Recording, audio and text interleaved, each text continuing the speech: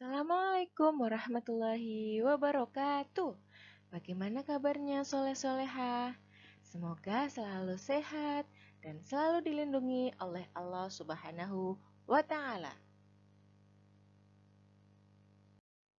Sebelum ke pembahasan kita hari ini, jangan lupa untuk like video ini dan jangan lupa untuk subscribe serta pencet tombol lonceng untuk mengetahui video-video terbaru. Anak-anak yang soleh dan soleha, bagaimana puasanya hari ini? Semoga selalu lancar dan selalu semangat, serta ikhlas ya. Alhamdulillah, walaupun melalui daring, kita masih diberi kesempatan untuk mengikuti kegiatan pesantren Ramadan. Dalam materi yang kedua, yaitu tentang adab. Mari diperhatikan dan dipahami dengan baik ya. Anak-anak yang soleh-soleha, siapa yang tahu pengertian dari adab? Apakah sama antara adab dengan akhlak? Ya, adab dan akhlak adalah suatu hal yang berbeda. Jika adab secara istilah itu artinya bersikap baik atau sikap baik. Secara bahasa, adab adalah sebuah sikap yang baik yang terikat atau wajib dilaksanakan sesuai syariat yang diterapkan. Nah, adab ini dihasilkan dari pendidikan. Baik muslim maupun non-muslim itu bisa menjadi orang yang beradab. Lalu apa bedanya adab dengan akhlak? Jika akhlak itu perangai atau sikap yang terbiasa. Secara bahasa berarti sebuah perangai sikap yang terbiasa, yang menimbulkan sebuah perbuatan baik tanpa terikat terhadap norma tertentu. Akhlak ini dimaknai sebagai nilai kemuliaan yang dihasilkan dari proses beribadah kepada Allah Subhanahu wa Ta'ala. Dihasilkan dari ibadah yang benar. Jika adab dihasilkan dari pendidikan, jika akhlak dihasilkan dari proses beribadah yang benar. Itu perbedaan antara adab dan akhlak.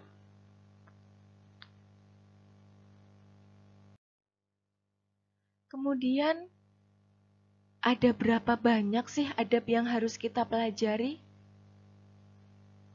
Macam-macam adab itu ada banyak sekali ya.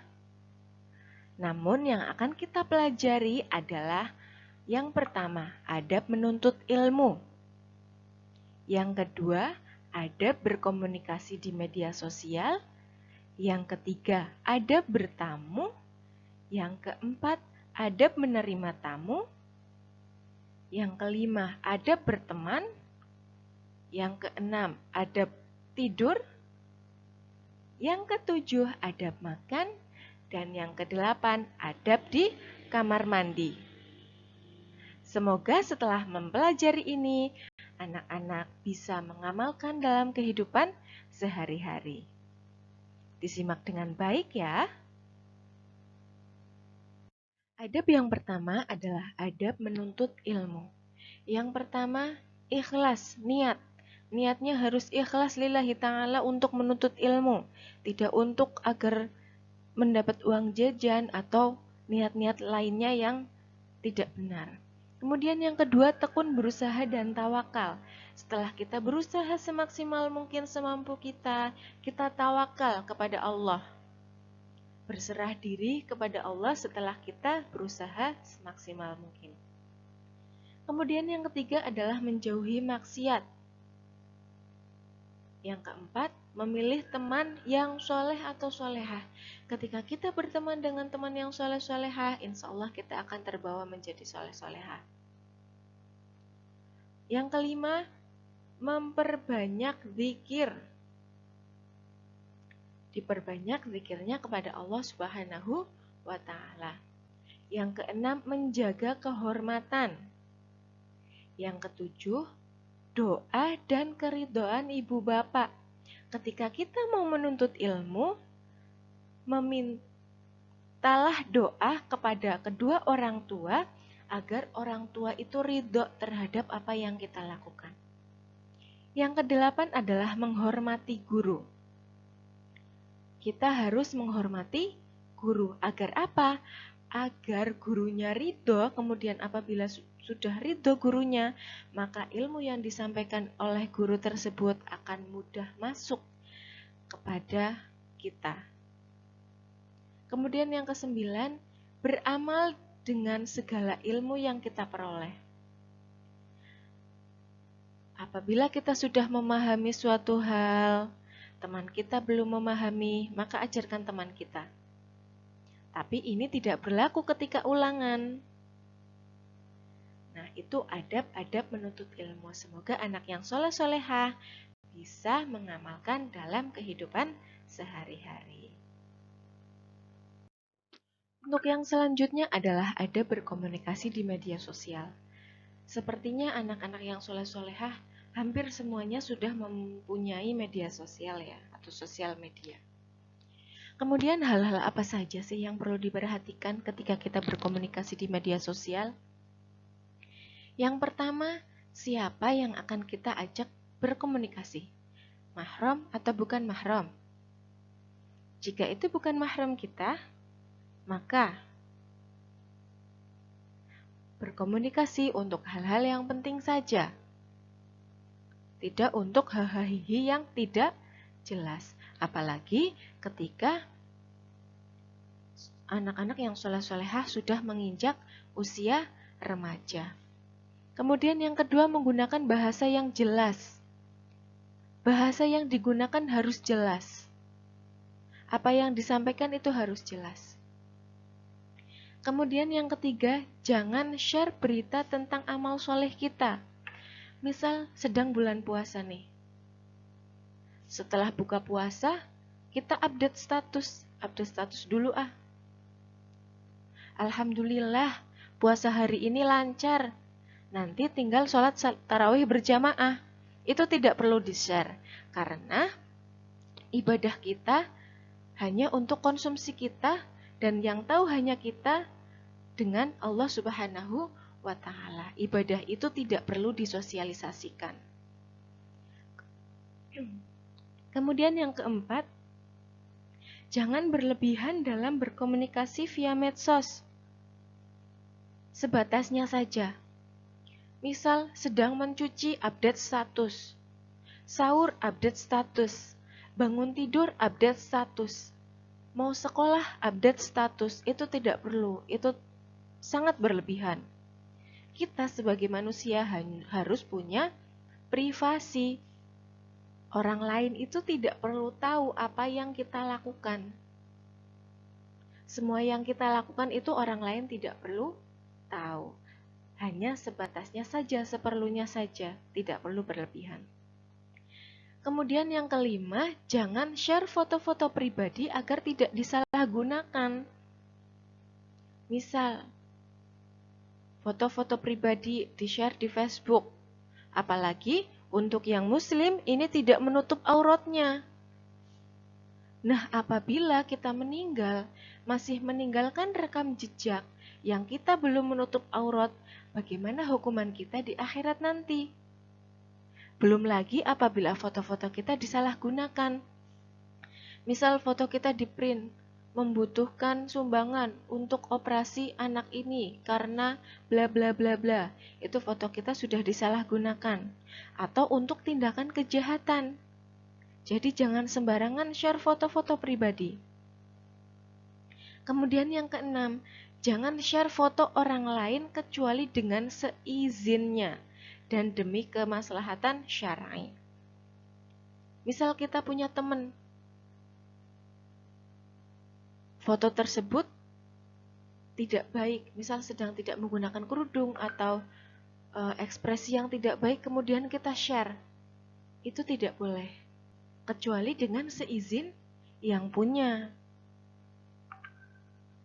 Yang kedelapan, jangan share foto makhluk bernyawa kecuali demi kemaslahatan syar'i yang mu'tabar. Tadi untuk meminimalisir agar tidak disalahgunakan. Kemudian yang kedelapan, jangan asal sebarkan berita kecuali yang telah diklarifikasi kebenarannya dan bermanfaat untuk diketahui orang lain.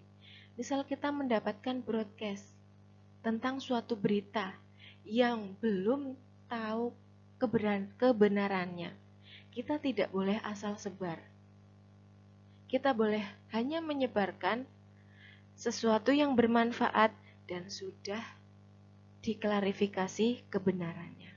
Itu ada berkomunikasi di media sosial. Fontnya itu sudah smart. Makanya kita juga harus menjadi smart user. Ya, pengguna yang pintar juga.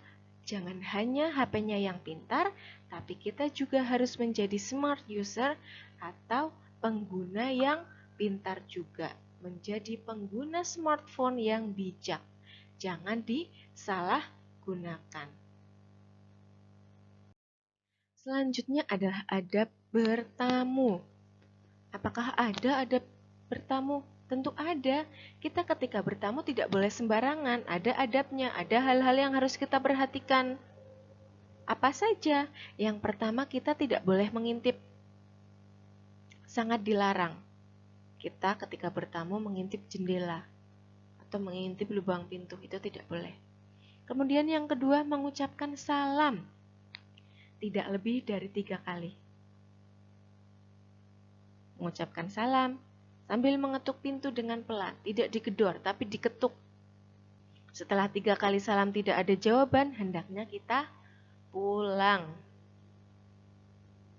Kemudian ketika mengetuk pintu itu kita tidak diperkenankan untuk menghadap ke pintu, tapi kita harus menyamping. Pintu itu ada di sampingnya kita, baru kita ketuk. Ketika di dalam ada yang menjawab atau bertanya, siapa? Siapa di luar? Maka kita harus menjawab dengan jelas. Jangan hanya menjawab, aku.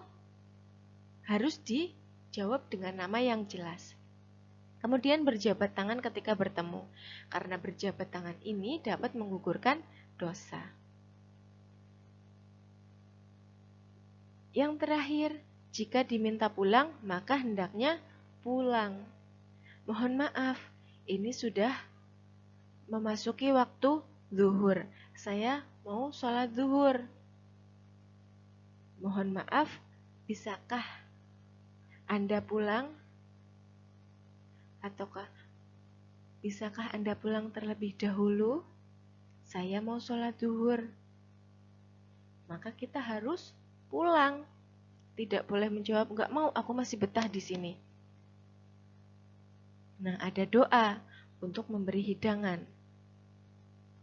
Doanya, Allahumma at'im man at'amani wa asqi man asqani. Itu doanya. Itu adab-adab bertamu, ya.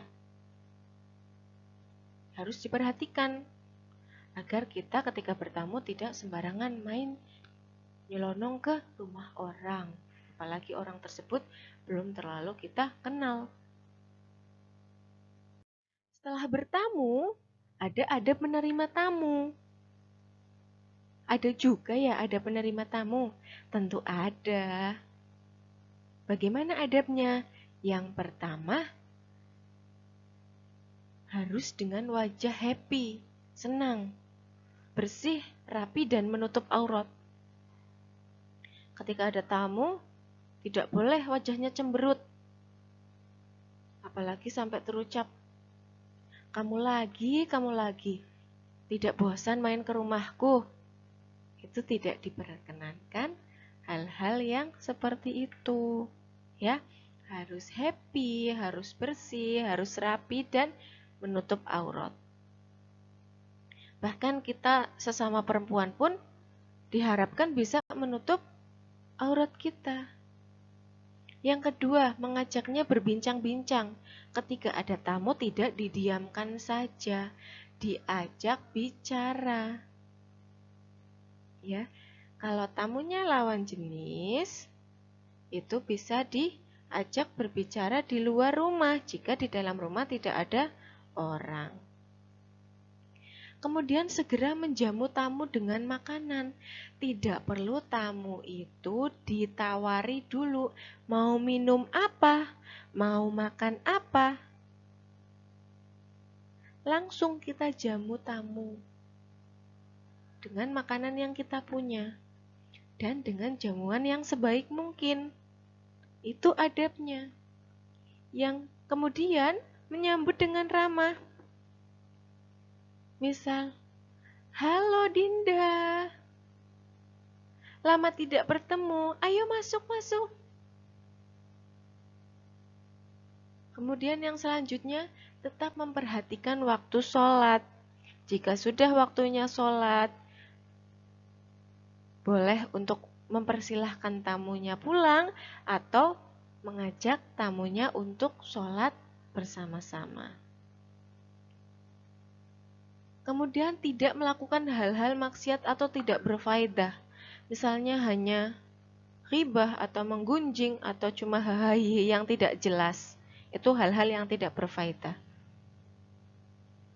Nah, dalam menerima tamu juga atau dalam bertamu juga itu maksimal menjamu 3 hari. Ya, bila pulang mengantarkan hingga depan rumah. Tidak tamunya baru sampai depan pintu, pintunya langsung ditutup, apalagi dengan membanting pintu jebret. Itu tidak beradab sekali ya. Nah, itu ada menerima tamu. Jika kalian menerima tamu, adab-adabnya seperti ini. Semoga dapat diamalkan dalam kehidupan sehari-hari. Selanjutnya ada berteman.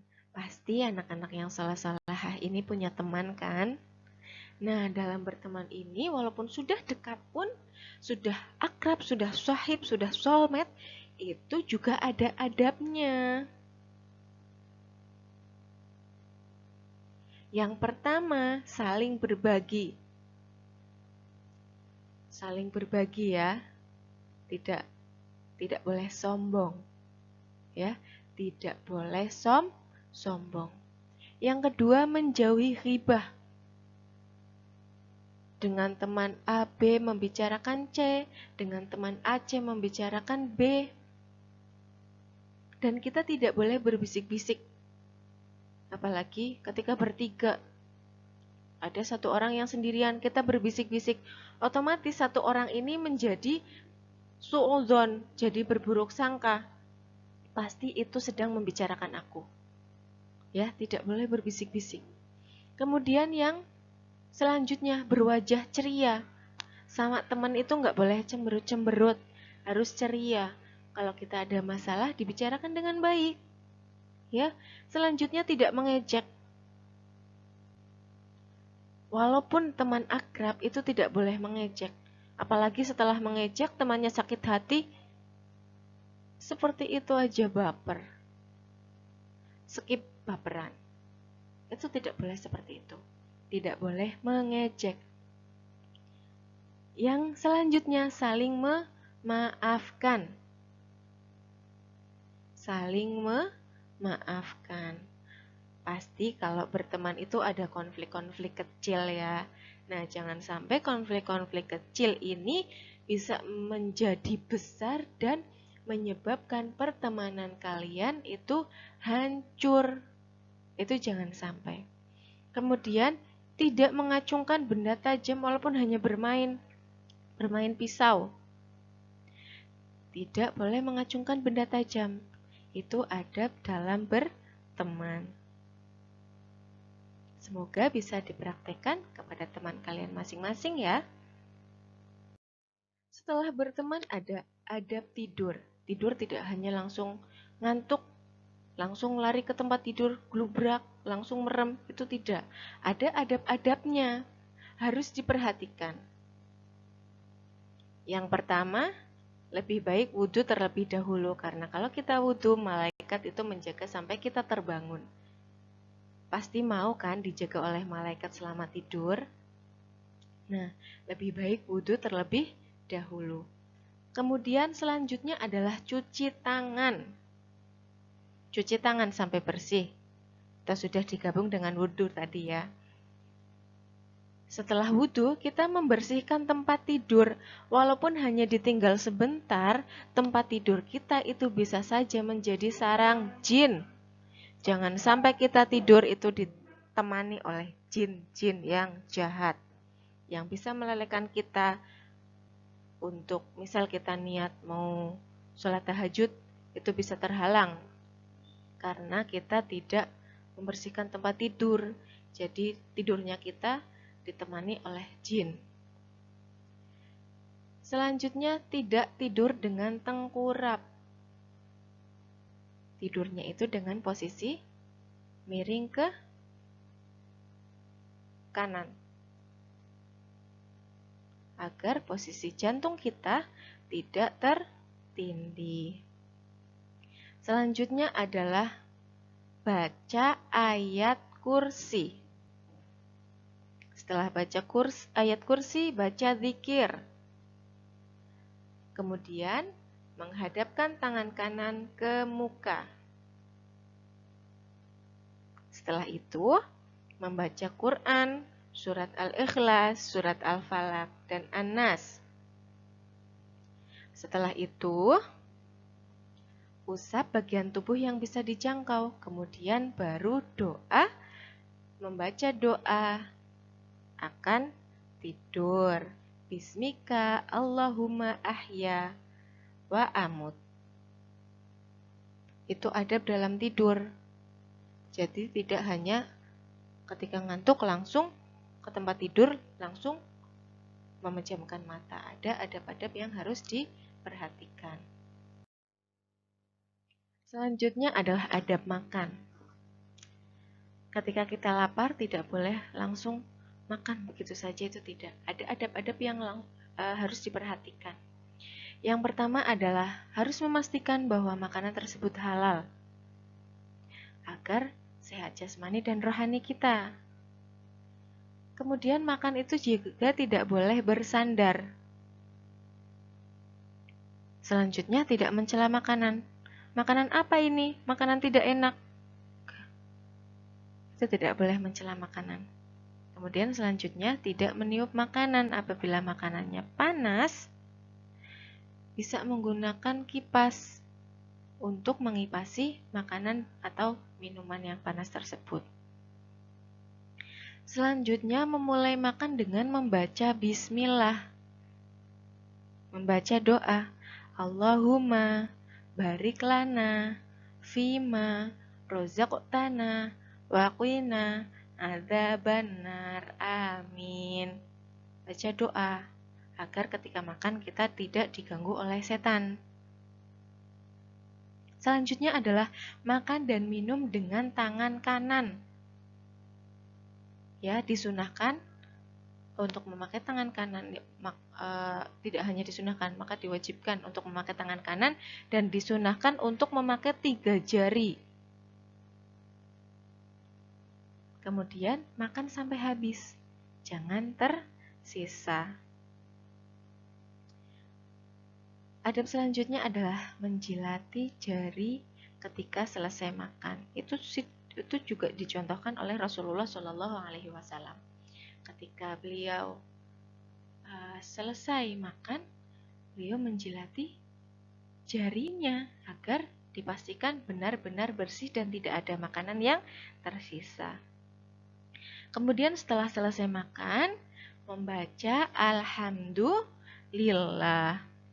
Jangan ketika selesai makan, wow, kenyang sekali, makanannya enak sekali. Bacalah Alhamdulillah. Itu adab makan. Adab yang terakhir yang akan kita bahas adalah adab di kamar mandi. Masuk ke kamar mandi pun atau di kamar mandi pun ada adabnya. Yang pertama adalah baca doa masuk kamar mandi. Doanya bagaimana? Allahumma inni a'udzubika minal hubuthi wal khaba'is. yaitu doa ketika masuk kamar mandi. Nah, ketika masuk kamar mandi, itu didahului dengan kaki kiri. Setelah itu, membersihkan kemaluan dengan tangan kiri ya, karena tangan kanan itu untuk makan. Setelah selesai buang hajat, itu kita harus mencuci tangan. Mencuci tangan dengan sabun agar tidak tersisa kuman-kuman atau bakteri yang ada. Kemudian jika sudah selesai, keluar menggunakan kaki kanan. Jika sudah keluar dari kamar mandi, baca doa. Ghufronaka. Itu doanya. Itu adab-adab ketika di kamar mandi. Jadi juga tidak boleh sembarangan ketika di kamar mandi. Harus memperhatikan adab-adabnya. Sekian yang dapat Ibu sampaikan tentang adab-adab. Ada beberapa adab yang Ibu sampaikan tadi. Semoga bermanfaat untuk kalian. Setelah kalian pahami, semoga kalian bisa mengamalkan dalam kehidupan sehari-hari. Walaupun di masa pandemi seperti ini, semoga anak-anak yang soleh-solehah tetap semangat untuk berpuasa, tetap ikhlas untuk menjalaninya, serta tetap penuhi protokol kesehatan dan tetap menjaga kesehatan. Semoga bermanfaat. Banyak salah Ibu mohon maaf. Wallahul muwaffiq ila aqwamit thoriq. Wassalamualaikum warahmatullahi wabarakatuh.